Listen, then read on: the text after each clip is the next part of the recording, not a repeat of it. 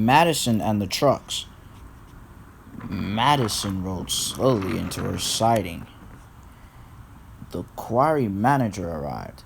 "Madison, do you promise to work hard today?" "Yes, sir," she said meekly. And she went to work. But Madison was lazier than ever. "Where are you going with my coaches?" cried Gabby. "I'm right over here." Later on, the Fat Controller arrived with 2 new engines. "Here," he said, "is Elizabeth in front and Leilani behind her." The other engines were impressed. "Maybe now Madison will do some work," whispered Brianne to Giselle, cheekily. "Elizabeth and Leilani are to ensure that there is no confusion without delay if any engine should fall off the wagon," boomed the Fat Controller. "If you know what I mean." Elizabeth puffed away, then Brianne, then Madison struck with trouble. She biffed Leilani hard. "Whoo! Watch what you're doing!" cried Leilani. "Here she goes again!" cried the engines. "Madison will never lay low," said Ciara.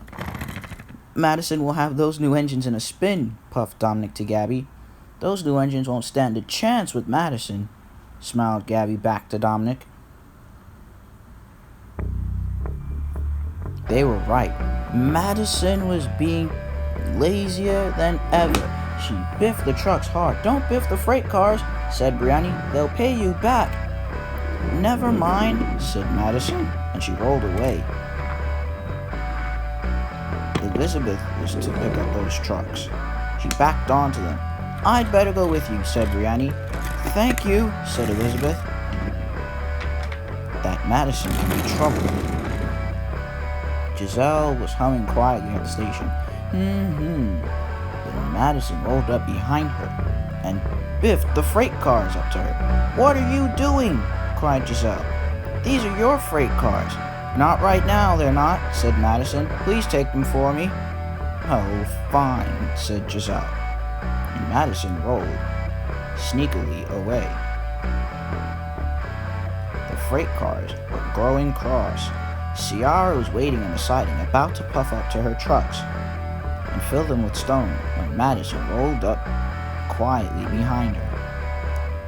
"Come along, Ciara," she shouted. "What are you doing? Watch where you're going. You've derailed me and my cars." "You have to be reliable," said Madison. "But you're being unreliable," said Ciara.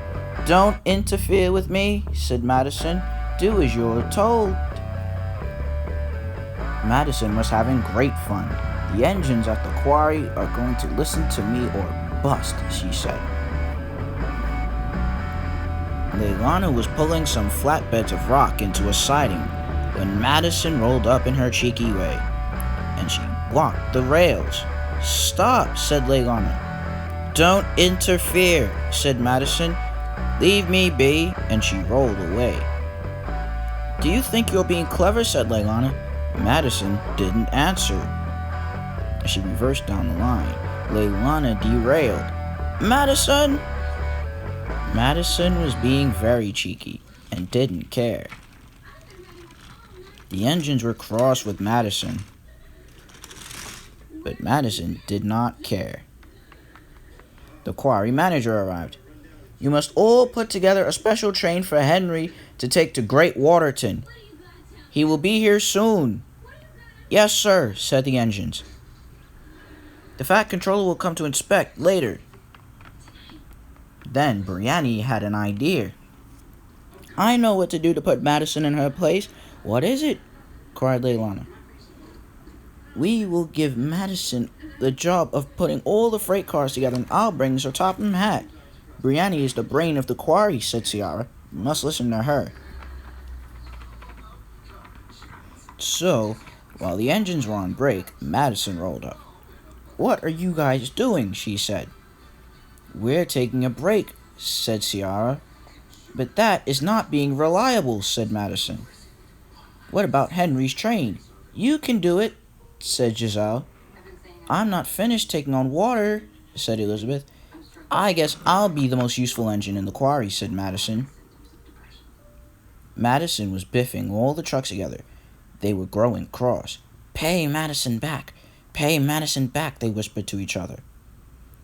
"Come along," said Madison, as she continued biffing all the trucks together as hastily as she could. "Woo!" they cried. "Watch yourself," said the first freight car. "We'll pay you back." Madison paid them no mind as she rolled along with her trucks. "You guys must get straight," she said. So they started on their journey, but soon the trucks finished their plan. They biffed Madison down the line, through the yards, and the other engines watched in amazement. "Help!" she cried. Ciara tried to stop, but it was no good. "Oh!" cried Madison as they rolled right off the rails. The freight cars biffed into each other. Ciara tried to help, but it was too late. Brianni arrived to the quarry with the Fat Controller in tow just in time to hear Madison say, "I'm sorry, you lot. I should have listened to you guys." Brianni was pleased, but the Fat Controller was cross. "Madison, you have caused confusion and delay. What made you think it was right to take all those freight cars on your own?" "The other engines weren't going to help me, sir." The quarry manager explained about the plan. The Fat Controller was even more upset with Madison and the other engines. So the engines helped Madison out. "We must now try to finish work here at the quarry without Madison and with the rest of you. You have put us in an awkward predicament, Madison." The engines were sorry as they watched Edward puff away with Madison on a flatbed. The engines knew it was their fault anyhow.